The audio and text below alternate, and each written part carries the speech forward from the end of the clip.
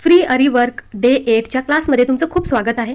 तर आज आपण इथं जस्ट एक लाईन्स मारून घेतलेल्या आहेत. त्या लाईन्सवरती आपण सिक्वेन्स आणि बीट वर्क करणार आहे. तर चला स्टार्ट करूया. तर पहिला आपल्याला इथं शुगर बीट्स घालायचे.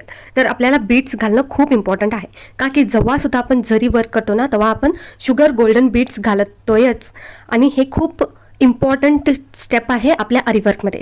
तर इथं स्लोली तुम्ही बघत जा. पहिला आपल्याला एक एक बीट घालणं येणं गरजेचं आहे.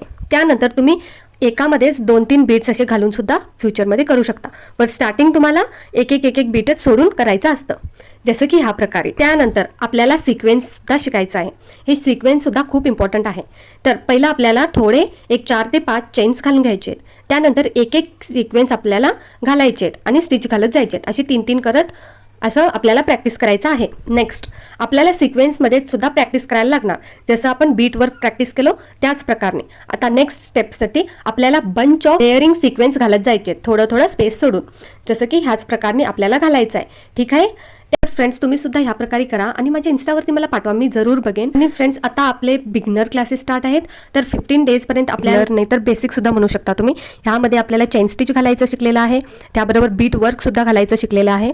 ह्याच प्रकारे आपण सिल्क थ्रेडमध्ये सुद्धा बघणार आहे. तर डे 15पर्यंत आपले बेसिक क्लासेस कंप्लीट होणार आहेत. नंतर आपल्याला 16 पासून ॲडव्हान्स स्टार्ट होणार आहे. तर आपल्या इथं 3 स्टेप्स झालेले आहेत. त्यानंतर आपल्याला इथं सिक्वेन्सेस घालत जायचे आहेत, जसं की ह्या प्रकारे मी घातलेले आहे त्याच्या ह्यानीच जायचं आहे. जसं आपण बीट वर्क प्रॅक्टिस केलं ना तसंच आपल्याला सिक्वेन्स वर्क सुद्धा प्रॅक्टिस करायला हवे. जर तुम्हाला आवडलं असेल तर माझ्या चॅनलला सबस्क्राईब करा, लाईक करा आणि शेअर करा. Bye bye.